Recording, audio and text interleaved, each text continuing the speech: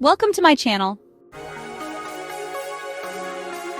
Story about a man came from the past, 2352, episode number 10, The Truth in the Dark, on-screen text.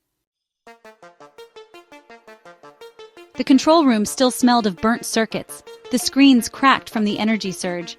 But the real damage wasn't to the facility but to reality itself. They are here. The words echoed inside him, chilling and absolute. Where did they go? Lyra scanned the room, her gun trembling slightly in her grip.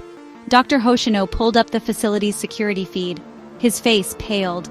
The creatures hadn't left. They were everywhere. But they weren't moving. They flickered in and out as if caught between moments in time. Some stood motionless in the hallways. Others hovered inches above the ground. Their hollow eyes were fixed, staring at nothing, yet aware of everything. Then, one moved. Not by walking, by skipping. 1 second it was at the end of the hall, the next right in front of the security camera.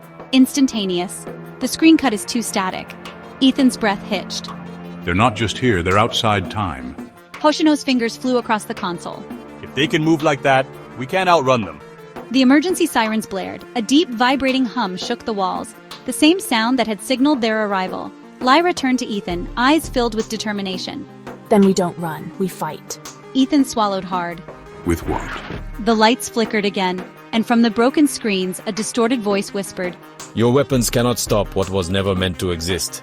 The room plunged into darkness, and this time, the creatures didn't disappear. They stepped forward.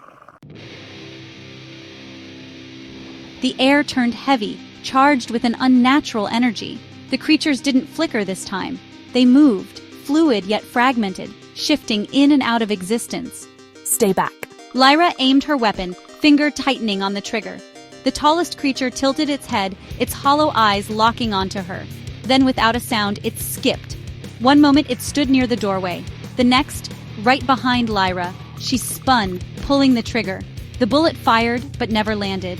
It vanished midair, swallowed by the void surrounding the entity. Ethan yanked Lyra back. It's not just outside time, it's erasing it.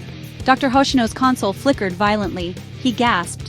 Ethan, the timeline is collapsing. On the security feeds, the facility itself was warping.